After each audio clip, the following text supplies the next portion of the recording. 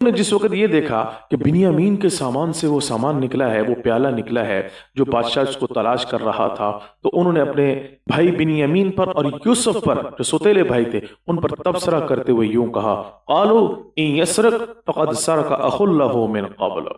بھائی کہنے لگے اس سے پہلے اس کا ایک بھائی تھا یوسف، اس نے بھی اسی طریقے سے چوری کی تھی۔ لفظ کیا استعمال کیا؟ چوری کی۔ فَأَصَرَّهَا يُوسُفُ فِي نَفْسِهِ، یوسف علیہ السلام اپنے بھائیوں کے بارے میں دل ہی دل کے اندر کچھ باتیں سوچ رہے تھے، یہ کیسی باتیں کر رہے ہیں میری ذات کے بارے میں، نہ میں چور ہوں نہ بنیامین چور ہے۔ وَلَمْ يُبْدِهَا لَهُمْ، اور جو باتیں وہ سوچ رہے تھے ان کا اپنے بھائیوں کے سامنے اظہار نہیں کر رہے تھے، بلکہ زبان حال سے یہ کہہ رہے تھے، قَالَ أَنْتُمْ شَرٌّ مَكَانًا، تم بہت بری بات کہہ رہے ہو، وَاللَّهُ أَعْلَمُ بِمَا تَصِفُونَ، اللہ بہتر جانتا ہے جو تم بیان کرتے ہو، اور تم دیکھ لینا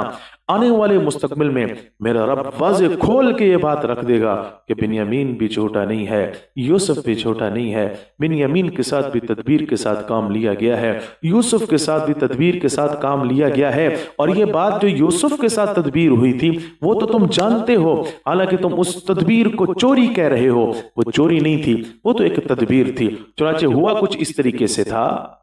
حضرت یعقوب علیہ السلام حضرت یوسف علیہ السلام کو جس وقت بچپن میں یہ چھوٹے تھے تو اپنے